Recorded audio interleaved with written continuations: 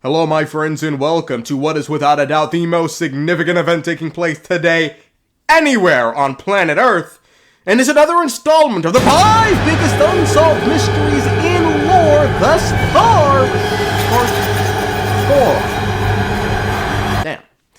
That brings us to 20 questions, although, you know, some have been answered, but this thing's it's like a Hydra, man, or an STD. You answer one question and 2 more pop up and take its place. I didn't upload Sunday, which is that's catastrophic if we're being honest. But to be fair, that's because on like Saturday I made a declaration. I want to dip my toes in the water with regards to the animation world. Yeah, shout out to the the one person who in response drew a sketch of me pregnant with our beloved sustainer of heavenly principles. I rebuke it, and you are going to hell.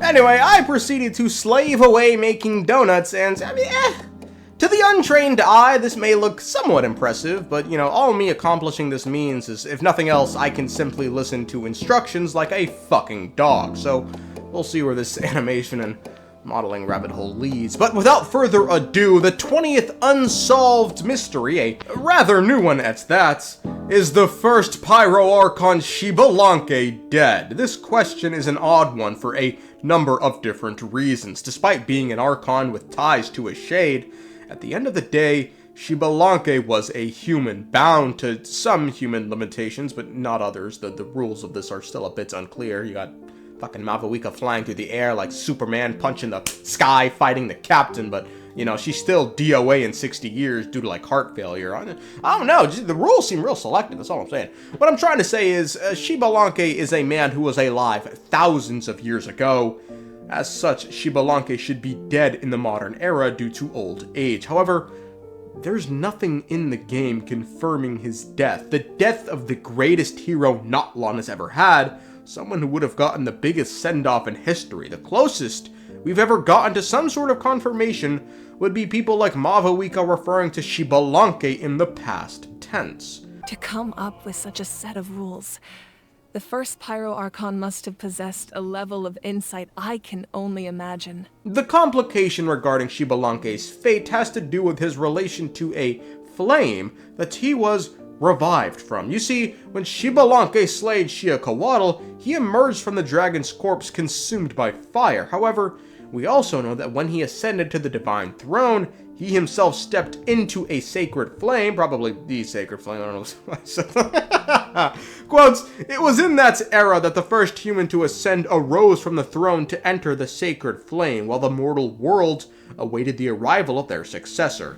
Given both these acts should have killed him, it could be either or he was revived from, but had he not been revived the first time, he wouldn't have gone on to become Pyro Archon, but had he not been revived the second time, he would not have gone on to rule as Pyro Archon. So either one of these flames didn't kill him, or we're just missing some information, which is likely. Further complicating the issue, however, is mavuika stepping into the sacred flame and dying, but only temporarily, which means fucking anything could happen to Xbalanque. In any case, we know something happened to Xbalanque as Pyro Archon, given the world was awaiting a successor, and they would eventually get one, but how Xbalanque met his end remains clues. The fourth biggest unsolved mystery, now picking up steam. Where is the last moon sister? We all know there were once 3 moon sisters, Aria, Sonnet, and Canon, representing 3 moons that lay high in the night sky. Then they sort of just went nuts and killed one another after watching the Sealy race get torn to bits, or, well, 2 of them did. Quotes, ultimately, 2 moon wheels shattered into dust and disappeared. The last of the sisters was so overcome with sorrow that she would never leave her palace again.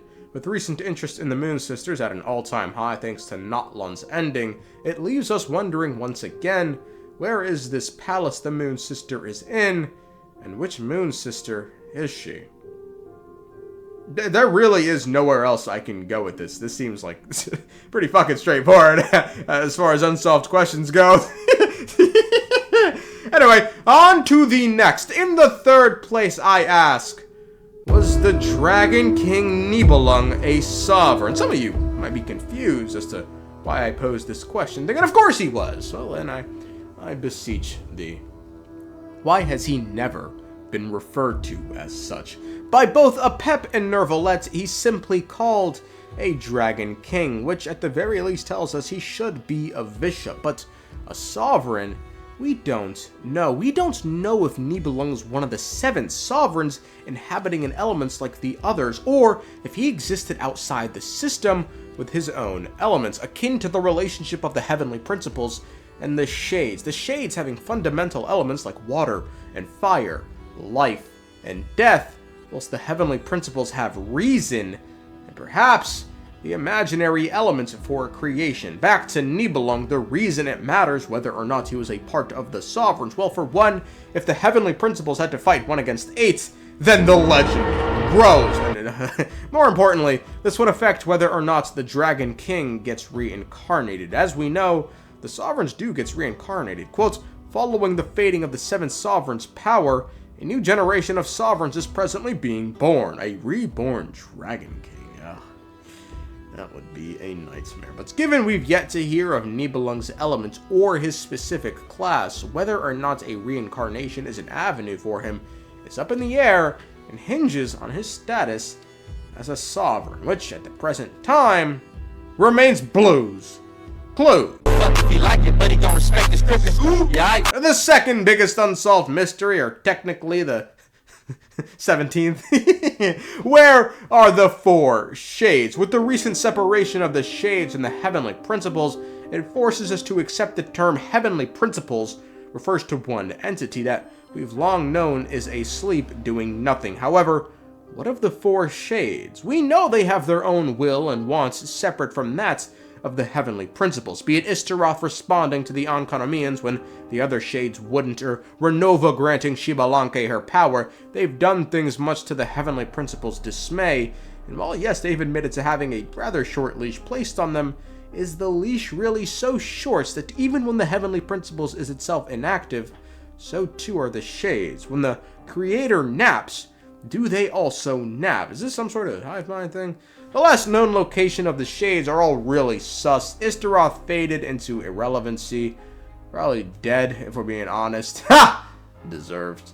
Last thing the Shade of Life did was make Egeria and then just peace. Fuck my I shouldn't have done that. The Shade of Life made Egeria and then peaced out. Renova gave Xbalanque's powers and then just became depressed. And most recently, the presumed Shade of Void cast down judgment on Conria, divine judgment, 500 years ago, but since then, there's been nothing. So, with regards to the question of where are the 4 shades, that remains blues.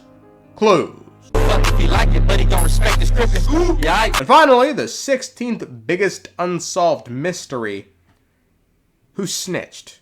Who snitched to the residents of Tibet that descenders exist? Given if you really think about it, these people should have no way of knowing these descenders exist, let alone how fucking many of them exist. Presumably this classification system started with Conria, given it's used by the Fatui, who are in parts led by Pyro. Furthermore, we know Sertology knows of the descender classification system, remains of the 3rd descender, and he too was a Conrian. And we also have another link between descenders and Conria, given they had an orphanage that was meant to help find descenders. Quote, in anticipation of the arrival at their kingdom of gods from beyond the so-called ocean, or rather, the arrival of beings who could transcend the gods, they founded an organization, an orphanage, to take care of such children. In latter days, the orphans of the kingdom and those who wandered in from the outside were accepted as well. So,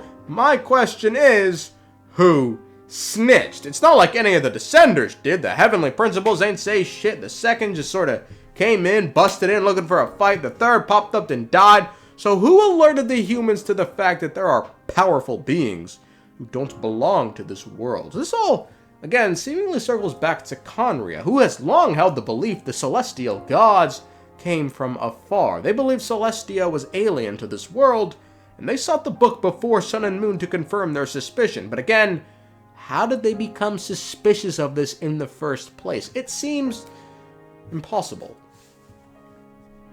Unless someone holding grievances against those who saw these descenders arrive onto the planet decided to stoke the flames of a group who had already had opinions against the gods. I wonder if there are any beings who, are both old enough to have, with their own eyes, witnessed, that fact that Celestia came from afar and still be alive today. Is there a race like that? And maybe they also, got into a conflict with these people, and that's why they hold grievances, and they'd like to see them overthrown, and maybe Conrail would defend. All I'm saying is the bullshit detector is going, huh? But for now, the question of who snitched about the Descenders remains closed. Fuck if he like it, but he don't respect the scripting. Yeah,